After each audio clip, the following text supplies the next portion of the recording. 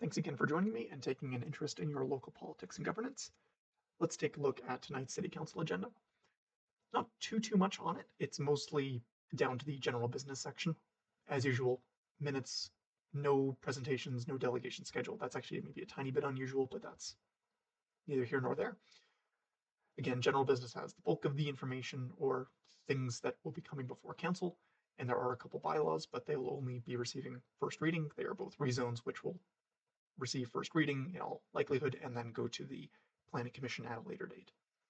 So getting into the first item of general business, the servicing of green bin depot locations. There's a lot, and I'll maybe slowly scroll through this document if you want to see some of the things I've highlighted that I took interest in or thought was the most pertinent information. But the real upshot here is administration recommends to council that they remove all the green bin locations, uh, or I forget if they had already removed them or if they had kept a smaller portion. This is a theme that's come before council several times, and it's hard for me to keep track of it all. But green bin locations were supposed to be for organics through the seasons where that's required or desired by residents, but they were contaminated very heavily. So what administration is proposing is close all those locations effectively permanently and set up a location at the Eastview landfill site where they will only receive organics, and that would sort of be it. If administration, or sorry, if council does want to keep the depot bins, there would be some fuel costs there and about $10,000, and they'd want to rent a truck at $12,000 a month. So that would be sort of the hard costs there.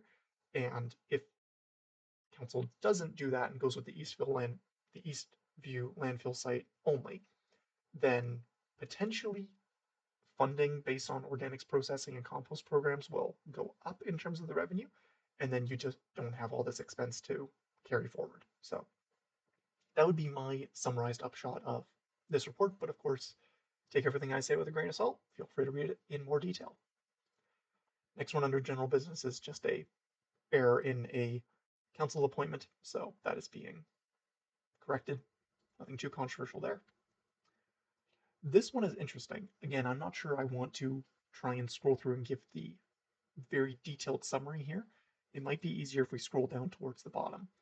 I did highlight some things, but you know what? Yeah, we'll give the really short version. So 2021, city entered a service sharing agreement with the arm of Cornwallis to extend water services to J&G Arena. So that was performed, and the idea was annexation to be explored at a future date, and that date would have been in about August of 2026. So it's coming up. And there's been some communication back and forth, and at this time, administration advises the council evaluate amending the existing service sharing agreement as an interim measure prior to annexation. And annexation is still a big question mark, is my understanding from reading all of this. So council has two options. They can either refuse the request to extend the service sharing agreement or reserve decision until after receipts of reports by city departments. And at this point, I think I'm going to, I'll pause there to give you a chance to pause yourself and read any of that.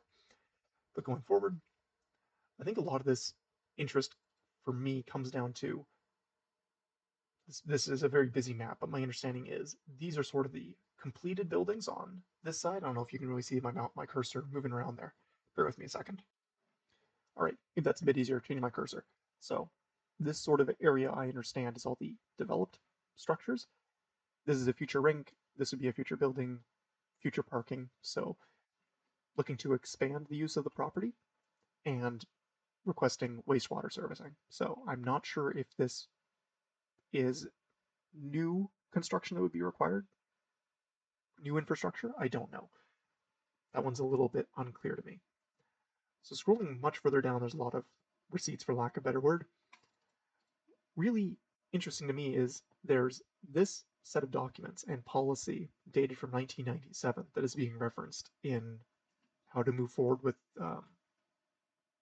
for council to, it's basically the structure that council has to follow, assuming this procedure is still the newest one. So this is a memo from 1997, which refers to a procedure from 1986.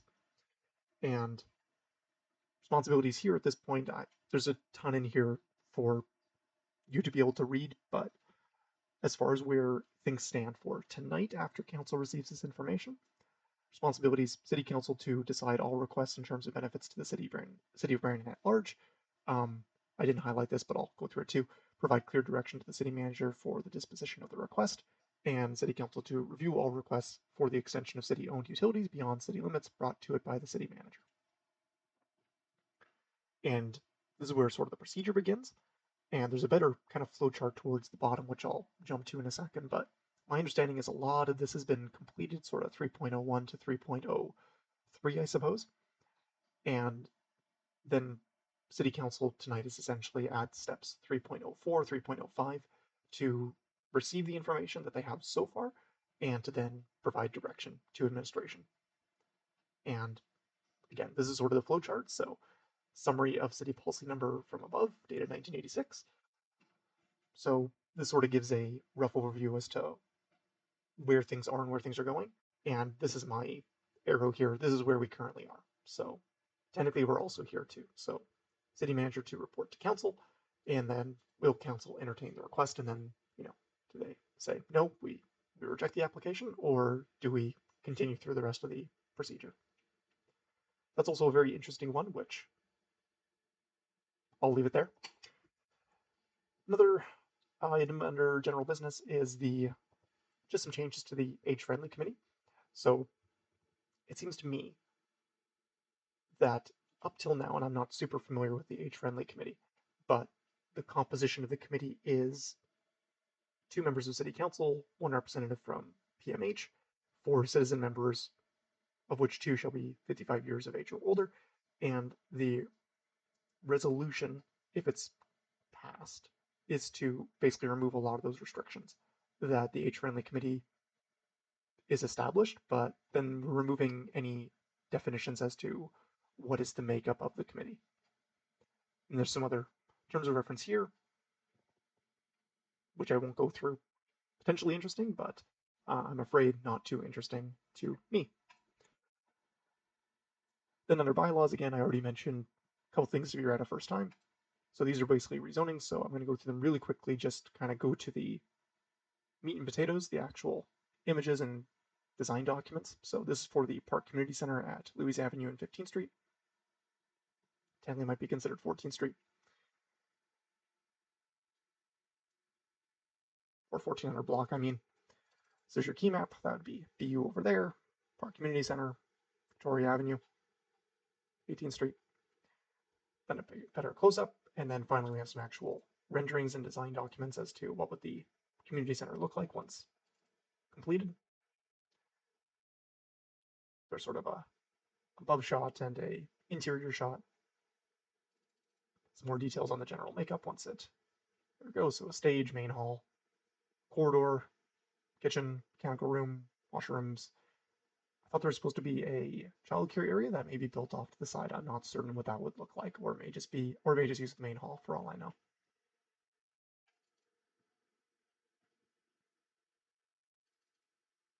Ah, that's what I was thinking of.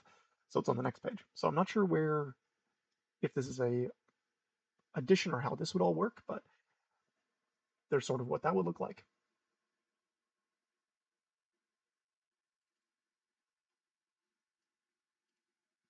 And okay, I understand. This would be the total site plan. So it's sort of been split into its two halves on these 2 pages, and then this is the full design right here.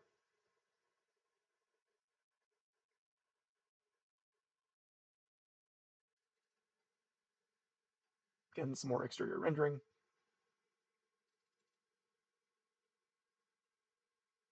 And again, tons of information in there if you wanted to review that yourself. Then the last bylaw for first reading is another rezone. Again, this would just get first reading, then go to the Planning Commission.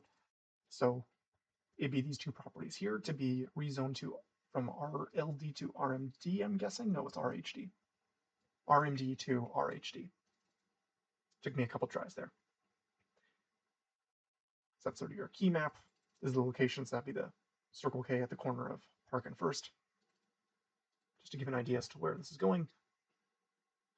And then this is the building plan if the rezoning is approved. Just to zoom in, so 3-story, 20-plex, 4 1-bedrooms, 16 others dwelling units, mix of 3 and 4 bedrooms. And that is pretty much it for this agenda. Because I'm sort of on time, I'm going to pull this over. This is your bonus round. This is the Planning Commission regular meeting agenda for tomorrow night on February 18th. There's just one bylaw / rezoning, and this is on 8th Street and Richmond. So Richmond, 8th Street, 7th Street, this parcel of land here. And then this is the plan. Now, what is this? This is going from, this is the one I was thinking of that's going from RLD to RMD.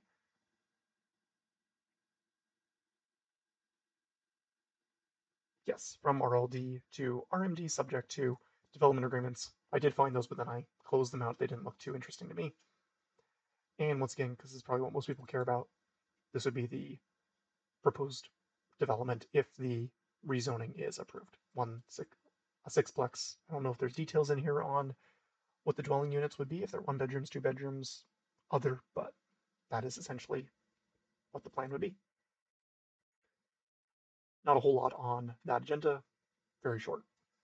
Usually that's how the Planning Commission ones are. They're just public hearings and resolutions by the Planning Commission for recommendations to council.